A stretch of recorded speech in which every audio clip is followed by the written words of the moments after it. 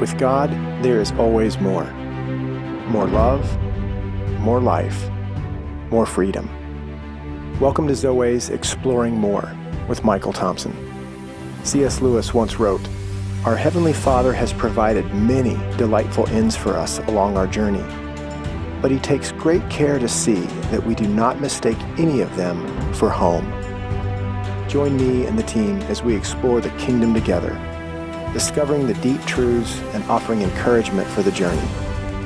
There is always more. Welcome, friends and allies, to the Exploring More podcast. I'm Michael Thompson. I'm in the studio with S.J. Jennings. Yo, S.J. Yo. Good to see you, man. And the one and only David Burnett. How's it going? It's going well. It's going well. So we snuck in here to do an additional episode session on Mother's Day, the mother's heart, motherhood. Yeah. It was originally forecasted to be a 2-session podcast series, but I mean, dang, you got to talk to the boys about their mom. we gotta get a turn and talk about how our wives have mothered our children. Oh yeah, I want to talk about mother wounds. How my wife's wounded our kids, and I haven't. Not this episode. Yeah, I'm kidding, Robin. For those of you who've heard Robin on the Mother's Day podcast series, you know she's Mary Poppins, practically perfect in every way, as is Sherry and as is Rebecca, right? Amen. But we want to say, as men who were boys and still have a part of our hearts connected to boyhood, right? Thanks, moms. Thanks for putting up with us. Thanks for late nights, taking care of us. Thanks for making us do our homework some of the time. Thanks for those ER visits and all the things we did that made you roll your eyes. That's right. Yeah, bandages, the fires in the kitchen, the fires in the bedroom, the fires in the garage, the broken pots. I mean, goodness sakes, man, we get off the roof. I don't know that. I think I'm going to go on record. I have 3 daughters. I think it's boys that torture moms through elementary school, and it's girls who kind of torture moms through middle school and high school. Yeah. I mean, I've just watched it and been a part of it. I'm not officially going down on that for the record, but I'm just saying as an observation. Observationally, yeah. Oh my gosh, yeah. I would agree with that, yeah. So you've got both boys and girls, so you're watching the teenage years, and they all take us, moms and dads, through teenage years. That's just hard, but yeah. Officially, right, from Zoe Men, happy Mother's Day. And we thought we'd take some time to talk about motherhood from our perspective and talk about this beautiful feminine image bearer and how God made a woman to be a mom. I mean, they've got the equipment. Mm-hmm. It's amazing. Yeah, they're designed for it. And yes, they carry this little one for 9 months and then birth them into the world. There's some really beautiful and strong and powerful ways in which women bear the image of God. Let's talk about that for a minute, because it's in the DNA of a woman. And I know not every woman, it's not guaranteed that they can be a mom, but even that just shows you how painful that can be for women who struggle there. Yeah, there's a huge amount of folks there. Friends of ours, close friends of ours, have gone through the struggle of infertility. And you know what's ironic about a particular couple I'm thinking about is that they struggled with infertility for a couple years, went through, different procedures and whatnot to try to alleviate that.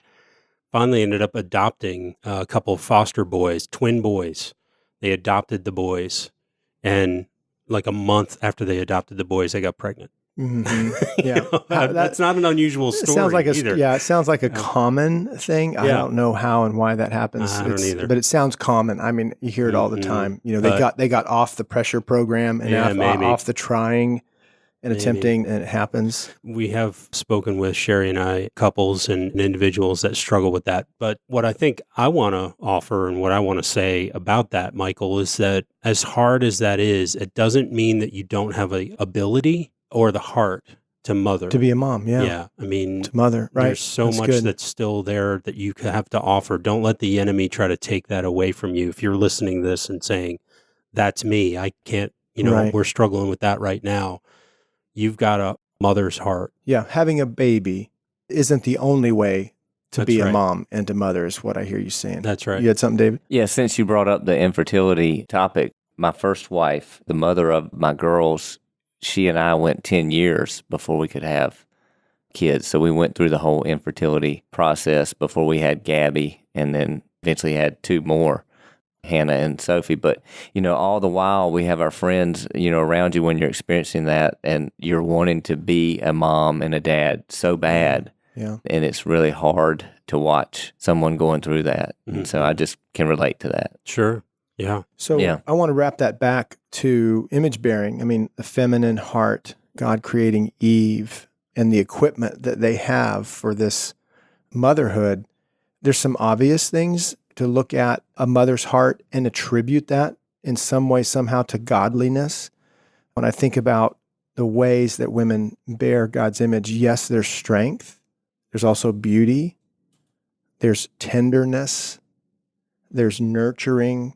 Not a lot of those attributes go to the masculine heart, even though I can be tender as a man, right? But we associate that more often with the feminine heart.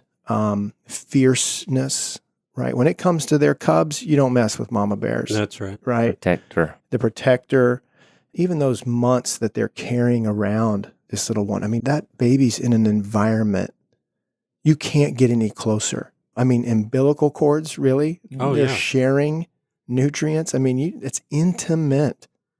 And I think women are better at intimacy in general than men. There's some hardwiring there, some intuitiveness. I mean, physiologically, Michael, there's a difference between a male brain and a female brain. And DNA, there's yep. connections between the two sides, the left brain and the right brain, that aren't there in a man. It enables them to be able to connect and be more empathetic and compassionate, I think. Again, like you said, it's not that men can't be those things. Well, I am kind of perturbed but at the it's- whole idea that I'm missing something, and they're not. You know, like yeah. we have, The idea, wait a minute, I'm brain damaged? We're the ones not connected? Come on.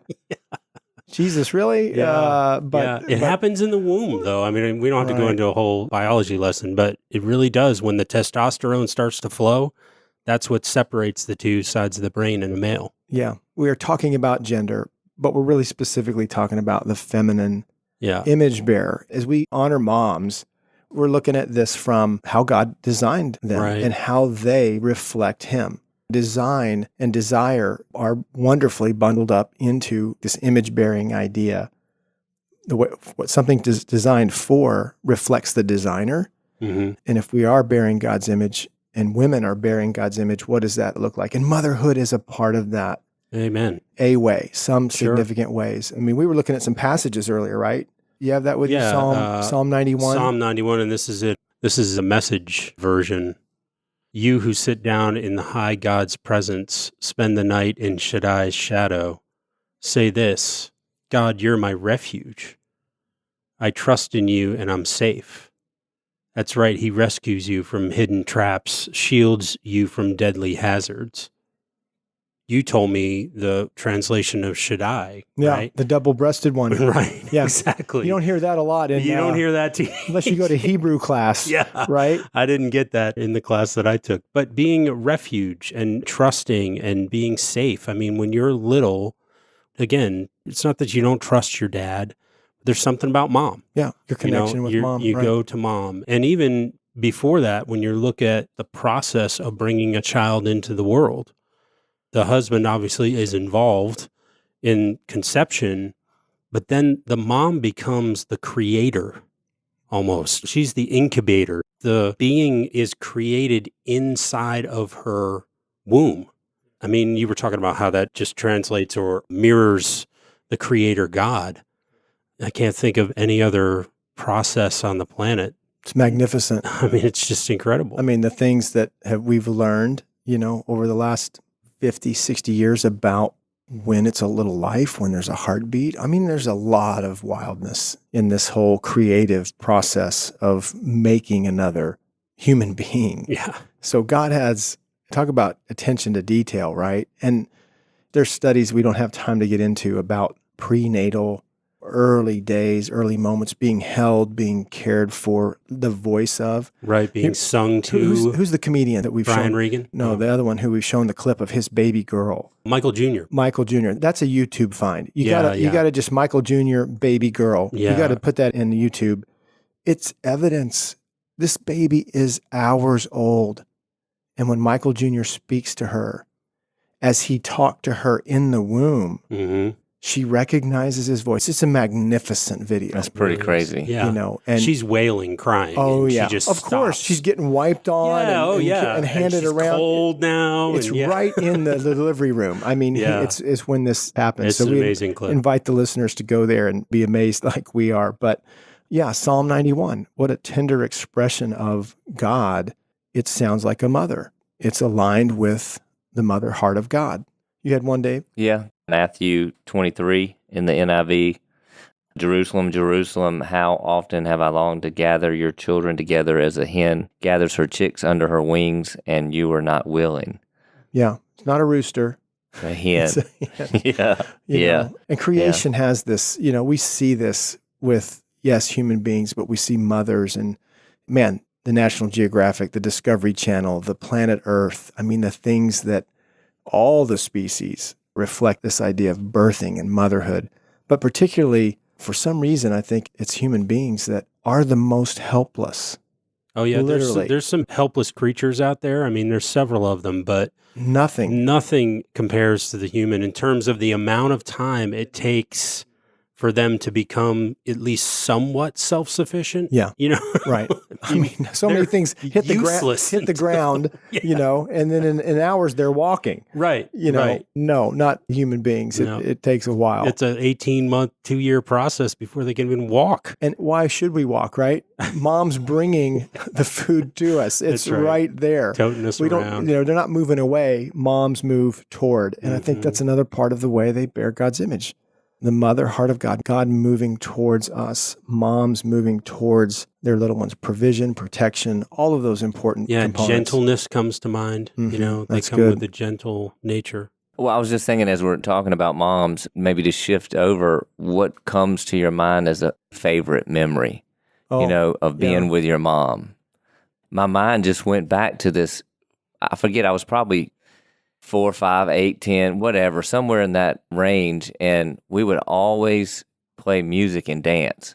There was a little ottoman we had it, and it was kind of round, and I would stand up on that, and we'd be listening to the Temptations. You remember that? The Temptations, Poison Ivy, dancing to all those songs. And even now, we'll still get together and turn on some music and just do a little dancing, you know? So it's kind of a fond memory there. How about you guys? Well, first of all, I just want to say I want to see that. Yeah. I don't. Yeah.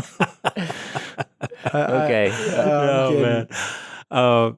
I think one of my favorite memories of my mom is being around underfoot a little bit in the kitchen. Her letting us, kind of lick the bowl or lick the mixer or chocolate whatever. chip cookie batter. Yeah, or she's making banana bread or whatever, Oh, yeah. And now, people, you're going to get salmonella or whatever. We didn't care back then, right? Yeah. And then she'd just kick us outside, Yeah. I mean, just that loving, but also as an outsider, you look at it and go, wow, she's kind of harsh, but, get out of here, Take the spoon and go outside. Yeah. Yeah. Yeah, don't hit your brother. And try with not it. to hurt yourself. Yeah. Those are great mom lines. Yeah. I think that's great, SJ. Yeah. And I think about in the kitchen, little boys, little girls, banging on pots and pans, but they created a place. So many of our moms created a place to play, a place of expression, a place to be enjoyed. You were talking about playing music. I remember this is going way back to vinyl, to records. And It's back in vogue now. Vinyl. Well, It's back in style. we had the Disney stories on 33s. I remember those. And, you'd open it and there would be the big pages that would go along. There'd be that little bing, when you had to turn the page. But right. you'd turn the page. I forgot about that. Because there wasn't TV and go sit down in front of the iPad. Right. Or we had the big console, 2 speakers on the end. lifted up in the middle. Yeah, dude. And that was our TV entertainment console. I think it weighed 2 tons. Yeah, there's a mini bar. Some elephants brought it into our house with my dad. Yeah. It was huge, but that's where we would sit and listen to those records, Jungle Book and Mary Poppins and Chitty Chitty Bang Bang. And you could turn the page and you'd listen to the audio of that. Yeah, Mom would be turning those. I remember bedtime. Mom was making sure that we were tucked in, and she did that. Dad traveled some in sales, and so she was involved. I remember breakfasts. When you heard things sizzling, that was a good morning when you were a boy, right? And Mom's in there slinging bacon around. And yeah. Every couple of months, you'd have that for dinner. You come in from, from playing outside and you smell bacon. You're like, wait a minute. Breakfast for dinner was the best. It was. Man, pancakes and whatnot. Now we realize that Mom was out of food. Right. That's right. And she was just making something happen. Forgot to pick up the roast because we've done it now, right? Yeah. We've done it now. That's good. Good memories. What about some funny things? Anything you think of anything? Because I've got a story or two about just things that we did kind of on Mom's watch, or things that Mom, had to take care of. I remember the first time I lied. I remember it. I think I was 4. Yeah, maybe 5. 4 sounds really young, but I think it was a different time then. So anyway, we lived in an apartment, Southern California, and this was a community, right? So wandering around from our apartment to the pool was not that far. And I go down to the pool, and the rule is I couldn't go to the pool without Mom and Dad. So this is my Garden of Eden moment, right? Do not eat of that tree. Do not go to the pool without Mom and Dad. But I go down there on my bike. So I must have been 5, old enough to ride a bike. And I go in, I end up falling in the pool. Oof. Okay, so I'm going home. I'm soaking wet, right? Knock on the door. I don't even go in my own house, right? So tell me if that's not a giveaway, right? Oh my gosh, I knocked on the door, and Mom comes to the door, Michael.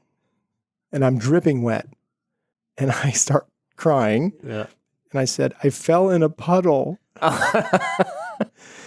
She actually shut the door halfway so she could laugh behind the door, right? Just the things that we said and did, And then there was some disciplinary measures later. That's one of her favorite stories, but trying to pull one over on Mom, it never got better from there. Never was I able to fool her. Mm-hmm. And when you have brothers, 3 boys, there's a lot of cracks and bangs and yells and things that have Mom kind of coming on the scene as an investigative detective. Okay, he's bleeding and you got the stick. Okay, come here. Get over here. Get to your room, So there was some disciplinary stories too that were pretty funny, man, with Mom. How about you guys? Well, we were just talking not that long ago about when there was a crash or a thump or a bang. We got trained as kids, and then we trained our kids. If we were okay to just, I'm okay, from the other room. From the other room. Yeah. And hopefully that would, there were times. Keep Mom at bay. That's right. Yeah. There were times where somebody really was bleeding or scraped or whatever, not catastrophically or anything, but we would say we're okay just to keep her from not coming on the scene. That's right. Yeah. Oh yeah, bonking your little brother. Shh, don't. Try to get him to just calm down so Mom wouldn't come in. That's right. So my brother Mike and I were playing David and Goliath, and you talk about trips to the emergency room, stitches and so forth. So I was Goliath, and I caught a rock. He slung it, and it was. it knocked me upside the head, and I was I can see the dent. You see it now. Still see the scar. So Mom took me to the emergency room. I was in there several times, throughout my early career, getting stitches. Sure. Oh, when we were little, I feel like I went to the emergency room quite often, but it wasn't always me because Dad's at work, right? Something's going on. You get to go. All of younger brothers, he's the one bleeding, and so everybody get in the car. Hold his arm up, keep pressure on his nose, all those kinds of crazy things. We had a couple of emergency room visits, but usually only if something was broken. Oh, yeah. When I was a teenager, I destroyed my ankle, went for that. But even that, I was like, I think it's just a sprain, and I had to have 4.5 hours of surgery or something. But when we were little, there was a subdivision being built behind where we lived. It was the woods. Yeah. And then all of a sudden there's bulldozers and holes being dug in the ground, pits being dug in the ground for basements. Because, up in Massachusetts, houses have basements which is where I grew up. Around North Carolina, they don't usually have them. but they dig a big hole in the ground, and it's real sandy soil on Cape Cod where I grew up. So, they dig these big, giant holes. Well, what are you going to do if you're a little boy? You're going to run up to the edge and fling yourself over the side, There's all kinds of things you can do. Yeah, exactly. So I get my brother, who's about 20 months older than I am. I've got two brothers, but the one closer to me, I get him over there, and he's like, I don't want to jump. I don't want to jump in there. I don't want to do that. So I finally cajole him and get Pushed him. David. Is that what cajoling means? Yeah. Pushed? I finally definition? got him up to the close enough to the edge that I could shove him in. And first jump, his first time, breaks his arm. Oh. Yeah. Because he landed with his arms behind him, and just cracked his arm. Oh, man. So now I got to go. He's screaming. I'm like, come on, man, just rub some dirt on it, It's going to be okay. Because we were of that camp. We rarely went to the doctor. It was kind of like, put some dirt on it, spit it on it a couple times, walk it off, I can just see your brother lifting his arm and it pointing the other direction. Yeah, he's got an extra elbow. It's going to be okay. Yeah. Jeez, man. So I had to go and get mom, and because dad was working, I had to go. And we were probably a half a mile away from home. So it's like, just stay there, man. I'll go get help. Sounds like a disaster. Oh, it was great. Yeah. I had one more. I was 11.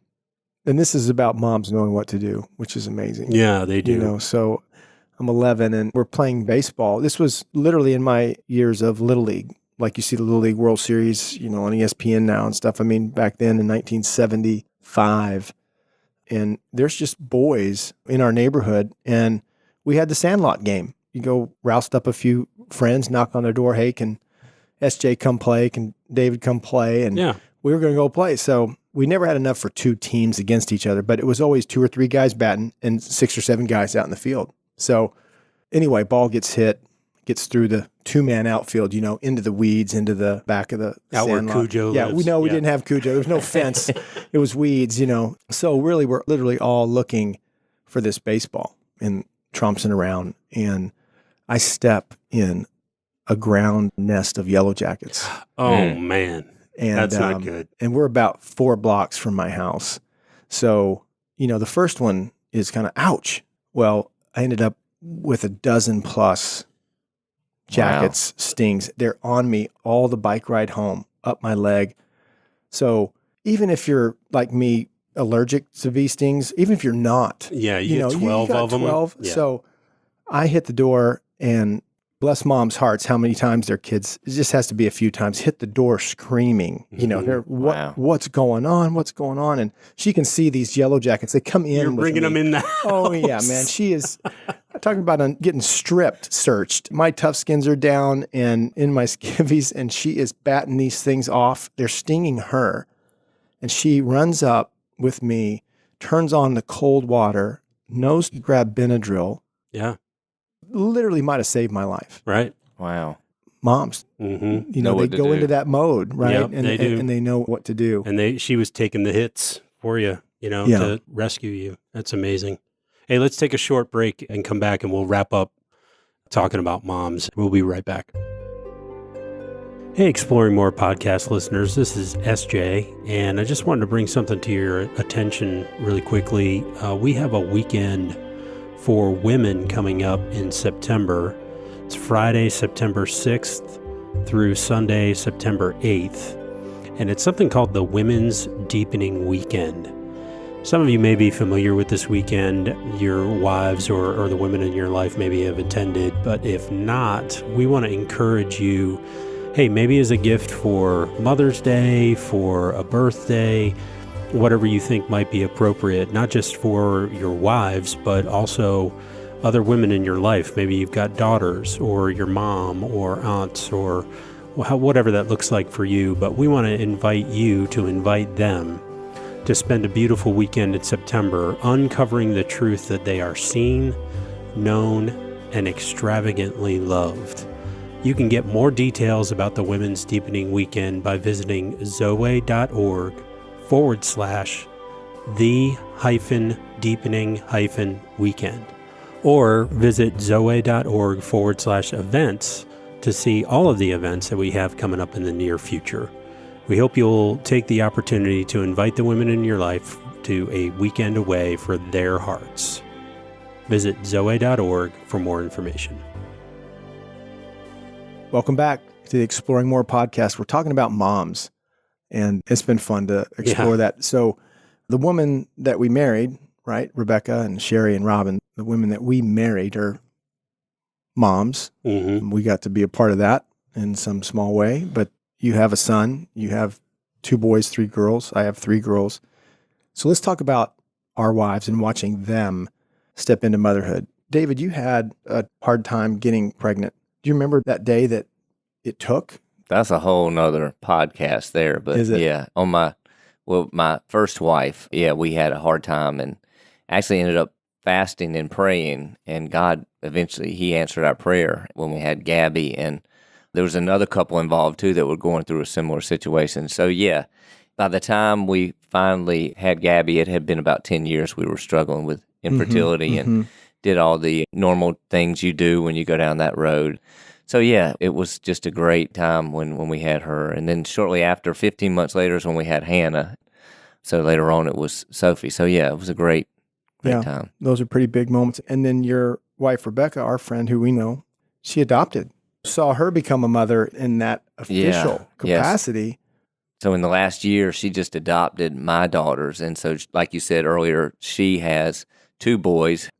We almost have the Brady Bunch, but it's just been amazing to see how all the kids have gotten along. And so we have, I don't like to say step, we have 5 kids. How did your girls respond to the proposal of Rebecca? Well, you've heard that story. I have. I want you to tell it, though. Well, they took her in before she was ever committed to be in. Before the legalization? Yeah. They were ready for her. We had this story that's just tell you real briefly. Rebecca and I dated for just a short period of time. And one of those times, I was a single dad, so I was at home with the girls, and she came over, and we were having a little time out back by the fire. And then when we came in, when Rebecca was getting ready to leave and go home, the girls, which were, I don't even know how old they were then, maybe 8, it was the oldest.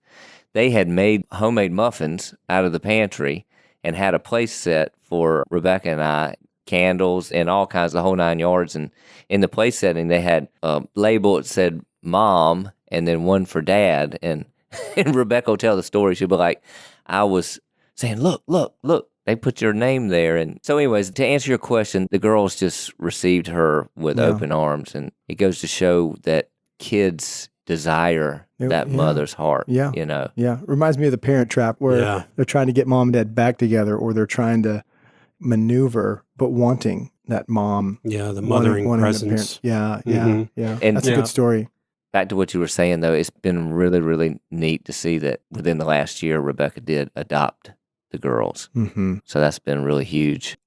For me, I remember finding out when we were pregnant with Ashley, our oldest, we were so happy, so excited. And I think that's part of Robin's longing and desire was to be a mom. She had a wonderful mom. And part of her happily ever after, part of her dreams, like we've been saying earlier, were to be a mom. And after the first one came the second, came the third.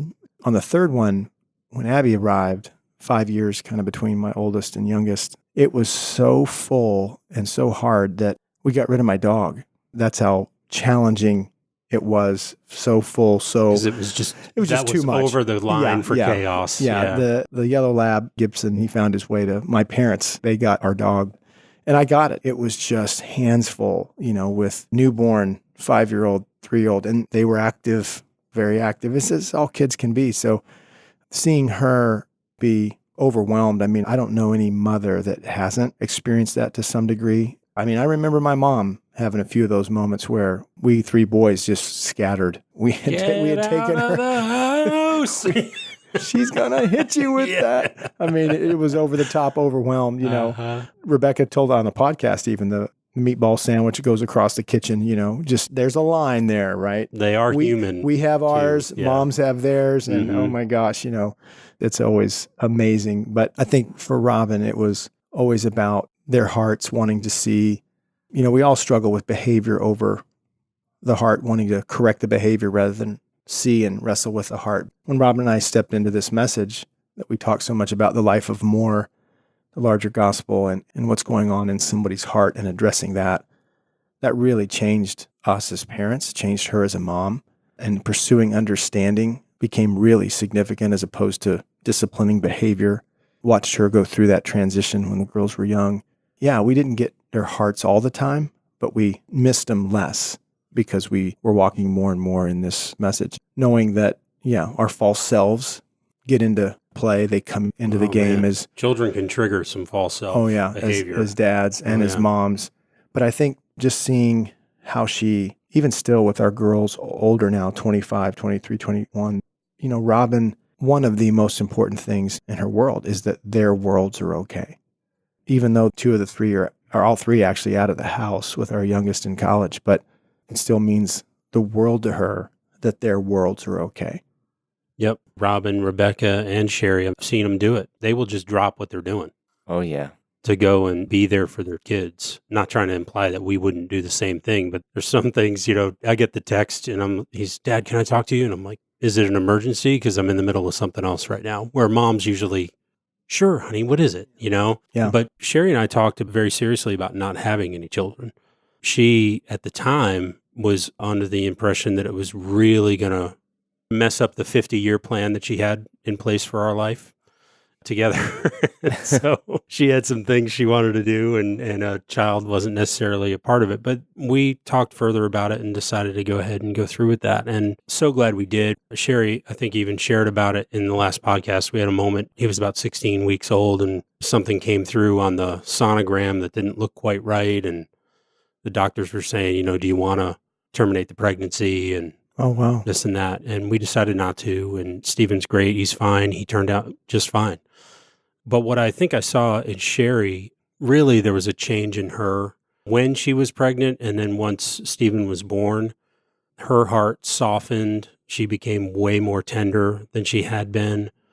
And I'm not talking about her, out of school or, behind her back or anything. She knows what I'm talking about and what I'm sharing. But there really was a transformation for her, and it really accelerated as he's got older, especially when they're little. You got to be tender with them. You got to be kind to them. You're not working them through complex ideas and thoughts and whatnot, right? So when they start to get 5, 6 years old, they start asking the question is, why this, why that? Right. And she was just so tender and so kind and so compassionate with him and would take the time to answer him and to spend time with him and read with him. And it really was transformational for her. And then that was the beginning of her movement towards Jesus, was that change in her heart that came about from becoming a mom. It really set the stage for Jesus not only to be father, but also in that mothering way with her too and coming alongside her. Yeah. Well, I'd probably circle back, SJ, as you mentioned that, where God is in motherhood and how women reflect, bear his image. There was a podcast from an ally, friend of ours, ministry friend with Ransom Heart, Morgan Snyder. Morgan talks about the mothering heart of God. Yes, there's father wounds, and yes, there's mother wounds. Right. I think Morgan did a phenomenal job on one of his podcasts. If you want to explore this more, we'd actually refer you to Morgan Snyder's podcast at becomegoodsoil.com, becomegoodsoil.com/mother. I think he does a phenomenal job in explaining more of the theological significance of motherhood and the mother heart of God. As we wrap up, I'm going to give a shout out to Sharon Thompson, who is my mom, and she's still alive and she's still mothering. I'm 54 and she's still very much cares about me, her granddaughters, Robin, and get to see her still a couple times a year. Man, she still does Sunday afternoons after church. It was the meal. I mean, it was a big dinner. Sunday family. It's the kind of meal that went in the oven before we left for church, pot roasts, hams. Cold casseroles in the fridge. Turkeys, all kinds of things. No, casseroles came after with leftovers. And there was something green, which we never cared for. Right. There was some meat, and there was potatoes in a variety of ways, mashed or scalloped. And that was Sunday, So thanks, Mom, for putting up with me, for loving me, for bringing God into my life as a mom, and I'm grateful. Yeah, I'd say the same. Shout out to Leah. Oh man, let me get this right. She's 85 years old now. Shout out to her for sure. I'm the youngest of 5 kids, and I was 10 pounds, 12 ounces at birth. Wow. Yeah, she's a saint and continuing to grow ever since. She did so much to help me and grow into the man that I am today. And still, when I talk to her, you sound tired, are you getting enough rest? She just moms me when I call her. You could call me once a week. That's nice. You could call me twice a week. That That's mom right. move, Oh yeah. Oh yeah. My but mom, she's great. My mom's the one who, on my birthday, Yeah. I'm supposed to send her flowers. Right. That's what she has told me 30 years ago. That's was, a great I got idea. an idea. Why don't you send me flowers on your birthday? I said, it's a great idea. Yeah, So that's a we've been great. doing that since. So I love that. what about you, Dave? I want to give a shout out to my mom, Margaret Parrish, who's down at Topsail Beach, and just thank you for loving me so well and just, pouring your heart out into not only my life, but there's 5 of us all together, with my brothers and sister, and she's done that so well and still does it. And another thing I'm really thankful for, and we didn't really touch on this, but her role as a grandmother Right. to my kids, and just It's a great way they love us, right? Yeah, By to loving our kids. Sure. to see what she is pouring out into my kids and how they respond and how they love to be with her. It's just really good for my heart. And so love you, Mom. Thank you. And shout out to Rebecca for the way she mothers our kids. She's the best. Yeah. Honor you guys on this day. So on behalf of the Exploring More podcast and all the men we know, happy Mother's Day. And thank you, moms, for showing us a part of God that's critical for our development, our growth, and our becoming. Happy Mother's Day. We hope you have enjoyed this episode of Exploring More. The landing page for this podcast is zoe.org/podcast.